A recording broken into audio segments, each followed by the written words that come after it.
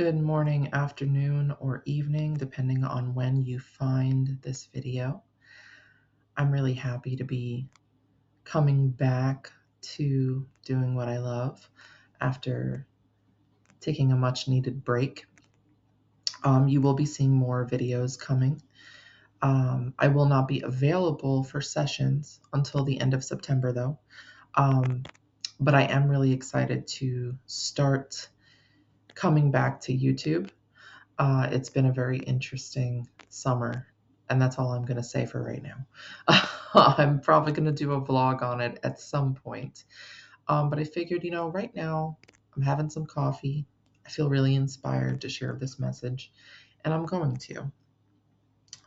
Yesterday, after I put my son down for his nap, I also needed a nap, like really bad. Because there's been so much going on that I was exhausted yesterday. So I was like, you know what? My son is sleeping. I think I'm gonna also sleep for a little bit. And I put on some sound therapy, and right before falling asleep, I just got this really profound message. And it's not just for me, which is why I'm sharing it here. Because this is for all of y'all too who are listening. And it was such a simple message, but the message was very strong and very true. And the message was, don't water down what you do. Don't sanitize it. Don't downplay it. Don't fall into this funnel of what other people have created around your calling, and when I say that, I mean, because like when I say I'm a spiritual coach, I feel, because I have felt it already, and this is because of how saturated all of this is now, right? I know and have felt people kind of give the energetic groan or shrug about it, like, oh, you're just a spiritual coach. Like, yeah. But when I say I'm a spiritual coach, I am a coach. I am a spiritual personal trainer. I will meet you in the trenches, and I will also be there when you get out of them. And I will see you through to that end point, like a good coach should, like a personal trainer who knows their craft should. And there's nothing airy-fairy about what I do. And there is nothing airy-fairy about what you do, I'm sure. So don't water it down. Don't sanitize it just because there may be a lot of people who have jumped on this bandwagon around what you do. Because nobody can do it the way you do it. Be wired, be inspired by your fire. Your fire is pure. Your intentions are pure. And just because there may be other people out there who are opportunists, who want to just take advantage of how popular certain things are in this work, that doesn't take away from all of your gifts, both natural and earned. That doesn't take away from all of your studies. That doesn't take away from all of your life experience that has shaped you into the expert that you are. When I think of being a spiritual coach, like, I am literally coaching the spirit within you. I am literally helping you get your spirit back. I am literally guiding you and opening space for you to undo and let go of every little thing that has weighed you down and drained your energy and blocked and blinded you from your spiritual freedom. And that means, yes, I will call you out on your shit when you are doing things, saying things, entertaining things that are keeping you stuck. I will ask you questions. I will ask questions with the intention to probe those types of thoughts so that you can see that some of the things you're doing are not healthy for the freedom of your soul and your spirit. Like I said, I meet people in the trenches of their lives many times. I'm not afraid of that. I'm not afraid of your darkness. I'm not afraid of your mistakes.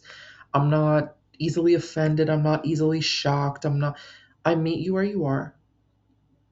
And then we work together to get you somewhere better, more aligned with your soul and your spirit. And that's what wires me. That's what inspires me. That's why I do all these videos. When I get these downloads, when I get these messages, when I have these life experiences that have changed me and shaped me, I share that because I want you to have that too. I want you to realize that no matter where you are, what you've done, that doesn't have to be your life sentence. You can change. Choice is your superpower. And I'm inspired by that. I'm inspired by the fact that people choose to work with me. I'm inspired by the fact that I get to be a good and healthy influence on people. There's nothing, how do I put this? There's nothing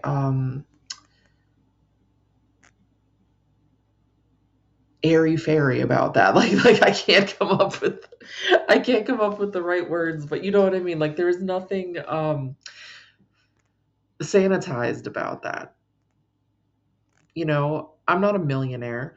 I didn't get into this work to be a millionaire. There are some people that get into this, unfortunately, because they think they're going to be overnight successes and um, be millionaires. Like you're going to make six figures in a month, and it's like, okay, maybe, but you also have to do the work.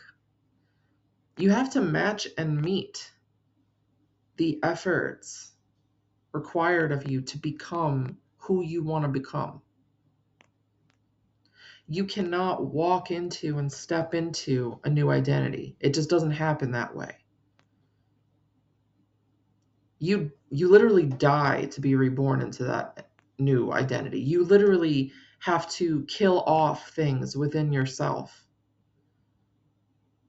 that keep you stuck in an old, uninspired, unmotivated, unhealthy identity.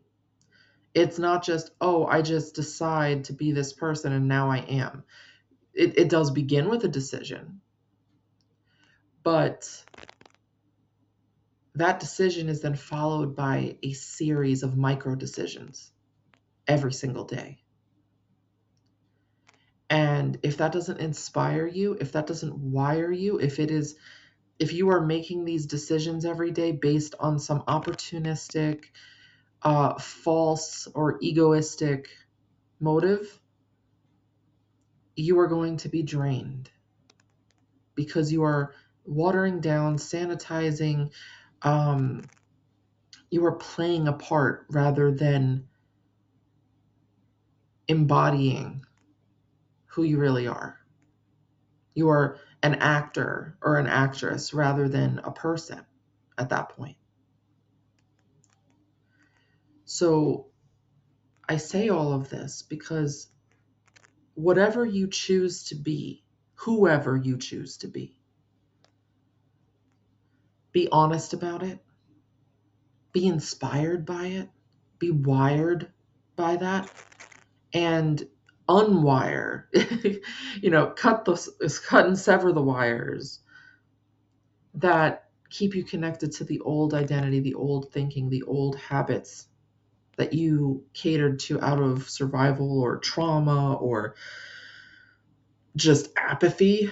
Sometimes we just do things out of apathy. Like we're just like, I don't care, whatever.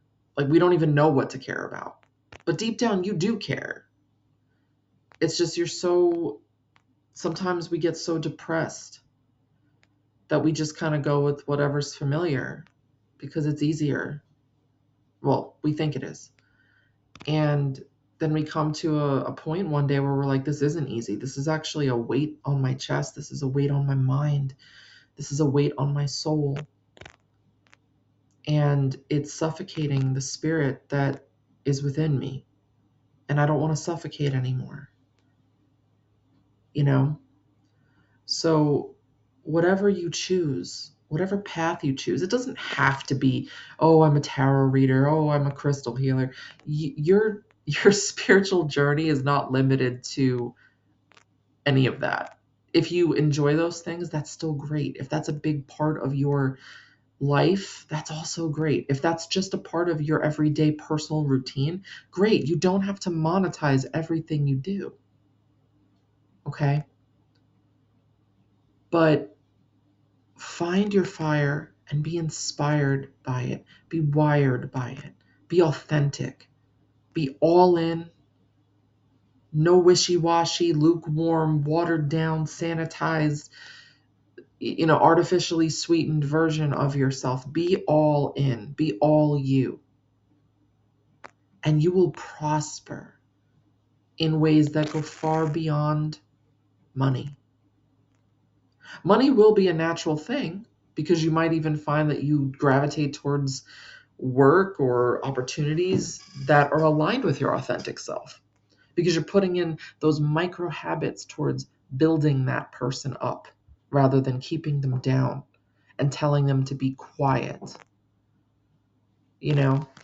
But you will prosper in other ways. Your health will improve.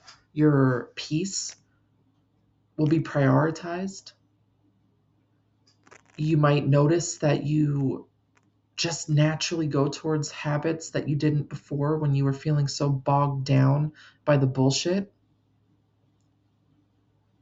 So, whatever you choose, like I said, your spiritual journey is not limited to tarot and witchcraft and crystals and all that stuff.